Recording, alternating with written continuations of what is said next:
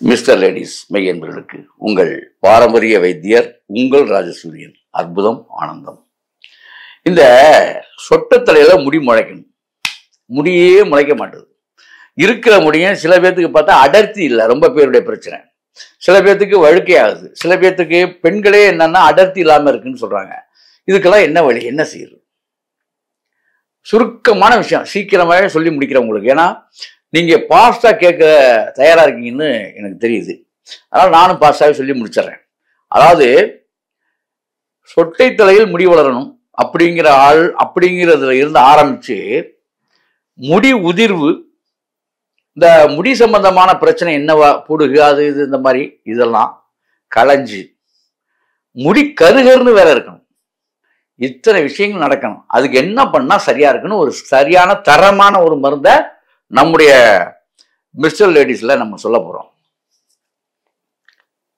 சொல்லிடுறேன், 2 வகையா சொல்லிடுறேன். நீங்க உங்களுக்கு எது விருப்பமோ அப்படி செஞ்சு நீங்க பண்ணிக்கங்க. ரைட்? ஏன்னா இதையே தான் நாங்களும் இதெல்லாம் வந்து சித்தா வைத்திய முறைப்படி நாங்கள் எப்படி மருந்து தயாரிக்கிறோமோ அதே தான் உங்களுக்கு நாங்கள் சொல்றோம். சரியா? ஏன்னா நீங்களே அதை தயாரிச்சு யாம் பெற்ற இன்பம் பெருக வையகம்னு இதை நம்ம சொல்றோம். சரியா? நல்லது. கோபுரம் தாங்கி இலைன்னு ஒரு இடம் இருக்கு, செடி இருக்கு. கோபுரம் தாங்கி செடி இது கிராமங்கள்ல நிறைய இடங்கள்ல கிடைக்கும். இந்த கோபுரம் தாங்கி செடியை நிறைய கொண்டு வந்து அதோடைய சமூலத்தை எல்லாமே வேறு அந்த செடியை நல்லா கழுவிட்டு காய வச்சிடணும். நிழல் காய்ச்சலா போட்டு அதை வந்து சுத்தி பண்ணி சுத்தி பண்றதுனா வேற ஒன்றும் பயந்துடாதீங்க. சுத்தி பண்றதுக்கு வெறும் நிழல் காய்ச்சல், அதான் முதல்ல கழுவி சுத்தம் பண்ணி நீங்க காய வச்சு எடுத்துக்கணும், குப்பை இல்லாம எடுத்துக்கிட்டு அந்த இதோட வெள்ளை கரிசலாங்கண்ணி மஞ்சள் கரிசலாங்கண்ணின்னு இருக்கு. அது எது கிடைச்சாலும் சரிதான். கரிசலாங்கண்ணி இலை, அதாவது இது வந்து 1 பங்குனா கரிசலாங்கண்ணி இலை 2 பங்கு இருக்கணும். எப்படி? இது 1 பங்கு, கோபுரம் தாங்கி 1 பங்கு தான், கரிசலாங்கண்ணி 2 பங்கு இருக்கணும். சரியா? இது 2ஐயும் நல்லா கலந்துக்கணும். கரிசலாங்கண்ணியும் கோபுரம் தாங்கி இலையும் கலந்துடணும். அப்ப கரிசலாங்கண்ணி கோபுரம் தாங்கி இலை 2ஐயும் கலந்து நீங்க முழுமையா வந்து அதுல வந்து வேற எதுவுமே சேர்க்கணுங்கிற அவசியமே இல்லை. கரிசலாங்கண்ணியும் கோபுரம் தாங்கி இலை மட்டுமே போதும். இது வேர்ல இருந்து கரிசலாங்கண்ணியோட வேறு எல்லாமே சொல்றேன், வேறு அந்த இலை எல்லாமே அந்த செடி எல்லாம் வந்து நிழல் காய்ச்சலா போட்டு மைய ஒன்னா அரைச்சு தூள் எடுத்து வச்சுங்க. இதுல வந்து நீங்க சேர்க்கக்கூடியது இவ்வளவுதான், இது 2 தான். ஆனா இதுல ஒரு நுட்பம் இருக்கு. இதை மட்டுமே இதுல வந்து நல்லெண்ணெய் ஒரு 50 மில்லி நல்லெண்ணெய் ஒரு ஆளுக்கு சொல்றேன். இந்த தூள், இந்த காய வச்ச தூள் இருக்கு பாத்தீங்களா, இது வந்து ஒரு 10 ஸ்பூன் எடுத்தா போதும். டீஸ்பூன்ல 10 ஸ்பூன், 50 மில்லி நல்லெண்ணெய், 50 மில்லி தேங்காய் எண்ணெய், 25 மில்லி விளக்கெண்ணெய். எவ்வளவு? 25 மில்லி விளக்கெண்ணெய். இந்த 3 எண்ணெயும் ஒன்னா போட்டு காய்ச்சணும். விளக்கெண்ணெய், நல்லெண்ணெய், தேங்காய் எண்ணெய் தைலப்பதமாக காய்ச்சணும். அதான் காய்ச்ச என்ன ஆயிரும், திரண்டு தைலமாக மாறும். இந்த 150க்கு எவ்வளவு தேவை? 10 ஸ்பூன் போட்டீங்கன்னா போதும். அதுல சேர்த்து எல்லாம் கொதிக்கும், கொதிச்சு தைலமாக மாறும். அதை வடிகட்டி எடுத்து வச்சுங்க. இது அளவு முறை. உங்களுக்கு நிறைய வேணும்னா இதே அளவை கூட்டிக்கிங்க, அவ்வளவுதான். சரியா?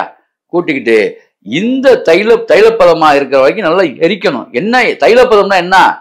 என்ன வளவளன்னு இல்லாம தண்ணி மாதிரி ஆகும். அதுக்கு பேர் தான் தைலப்பதம். தண்ணி மாதிரி ஆயிருங்க. என்ன? அந்த வளவளப்பு தன்மை விட்டு போயிடும். அதுதான் தைலப்பதம்னு சொல்றது. அந்த தைலப்பதத்தை கொண்டாந்து அதை வந்து ஆற வச்சு எடுத்து நீங்க ஒரு கண்ணாடி குடுவையில ஊற்றி வச்சுக்கிட்டு இதை வந்து தலைக்கு தேய்க்கணும். ரெகுலராகவே தலைக்கு தேய்ச்சிட்டு வரணும். 1 சோப்பு ஷாம்பு பயன்படுத்தக்கூடாது. சீயக்காயும் பாசி பேர் தான் பயன்படுத்தணும். இது கொஞ்ச நாளைக்கு, ஒரு 3 மாதங்களுக்கு. சொட்டைக்காரங்களாம் 6 மாசத்துக்கு பண்ணிடணும். ஆனா இவங்க என்ன சாப்பிடணும்? காலையில எழுந்த உடனே நல்லா புரிஞ்சுக்கணும். காலையில எழுந்த உடனே 1 பிடி கறிவேப்பிலையும் 2 கீத்து தேங்காயும் வச்சு நல்லா மிக்சியில் போட்டு அடிச்சு அதை ஜூஸ் ஆக்கி இதுதான் வந்து காலையில ஒரு வேளை குடிச்சிடணும் ரெகுலரா. ஏன்னா இந்த எண்ணெய் தேய்க்கும் போது இந்த உள் மருந்து இதுதான் மருந்து. ஓப்பனாக சொல்லிடுறேன். இது எடுக்கும் போது எப்பேற்பட்டவர்களுக்கும் முடி வந்து கருகரு என்று மாறும். ரொம்ப நல்லா இருக்கும், ரொம்ப சிறப்பாக வரும். அதே போல இன்னும் வந்து கருப்பா வரணும்னா இதே இதை வந்து சாயங்காலம் 6 மணிக்கு ஒருக்கா இதே ஜூஸ் குடிச்சிடணும். அப்படி குடிச்சிட்டு பாருங்க, அதிகபட்சம் 48 தினங்களுக்கு ஒரு நல்ல மாற்றம் உங்களுக்கு தெரிஞ்சிடும். அதாவது இது வந்து நீங்க சாப்பிடும் பொழுது தாராளமா பிரஷர்காரங்க சாப்பிடலாம். அதே போல வந்து இது உங்களுக்கு வந்து அதாவது சுகர் கம்ப்ளைண்ட் உள்ளவங்களும் சாப்பிடலாம். ஏன்னா தேங்காயை பச்சையாக சாப்பிட்டால் சுகர் ஏறாது என்பது சுகரை தடுக்கும். அது தேங்காயை நீங்க குழம்புல போட்டீங்கன்னா தான் சுகர் ஏறும், ப்ரெஷர் ஏறும். ஞாபகத்தில் வச்சுங்க. தேங்காயை பச்சையாக கருவேப்பிலையோட சேர்த்து சாப்பிட்டீங்கன்னா இரும்பு சத்து உடம்புக்கு அதிகமாகும், எலும்பு நரம்புகளை சிறப்பாக்கும். ஆகவே இவங்கெல்லாம் சாப்பிடலாம். அதுபோல நீங்க வந்து இந்த இதை வந்து 2 வேளை வாக்கிங் போறதுக்கு முன்னாலே குடிச்சிடலாம்.